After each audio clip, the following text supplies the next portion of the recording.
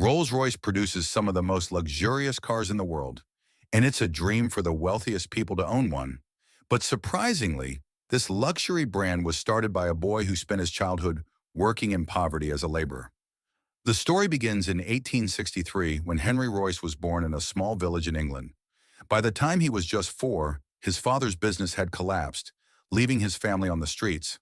However, this was only the beginning of his troubles. At 9, Royce lost his father, and as a result, his mother began working as a maid while he delivered newspapers. Royce's future looked bleak until a turning point came when he was 14. His aunt recognized his potential and arranged for him to apprentice at the Great Northern Railway Company. Over the next 3 years, Royce worked tirelessly, reading countless books and working in a factory where he learned carpentry, mathematics, and most importantly, electronics. By the age of 17, he was a fully skilled mechanic, and at 21, he worked as an engineer at Maxim Western, though the company was nearing closure due to financial troubles. Instead of taking another job offer, Royce used his 20-pound savings to start his own electrical engineering company, F.H. Royce and Company, alongside his friend Ernest Claremont.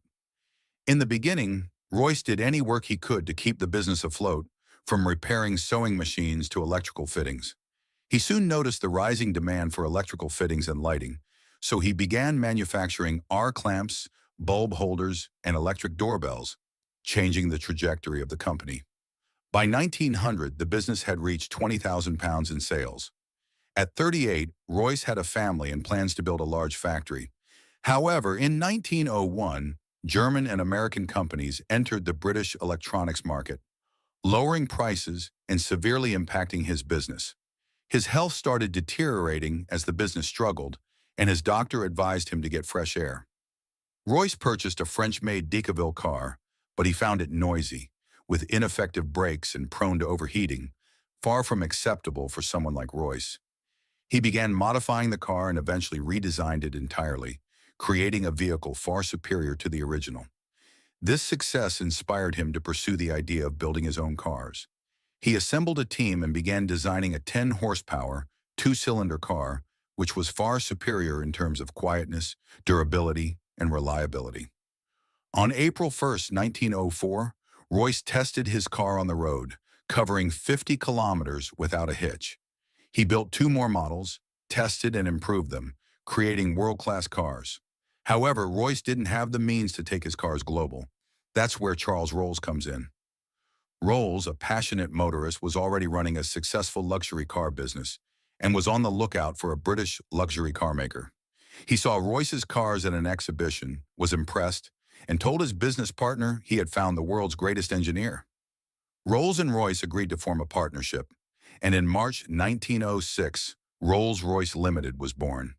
They initially released 4 models, but it was their 40-50 horsepower model, the Silver Ghost, launched in 1906, that made them famous.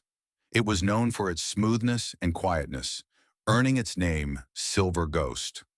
Rolls-Royce conducted endurance tests, driving the car for 24,000 kilometers over 2.5 months. The car passed without issue and became renowned for its reliability and smoothness.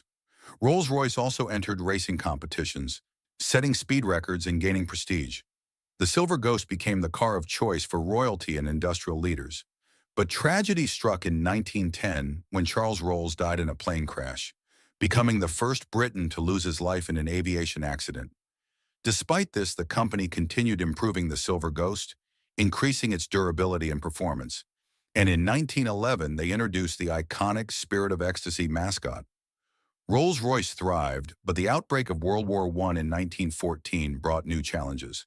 The company pivoted to manufacturing armored cars and later, aero engines, becoming instrumental in the British war effort.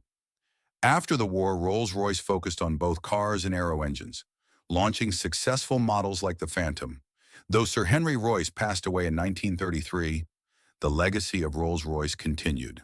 Today, despite changes in ownership, Rolls-Royce remains the ultimate symbol of luxury, with its cars still seen as masterpieces of craftsmanship and elegance.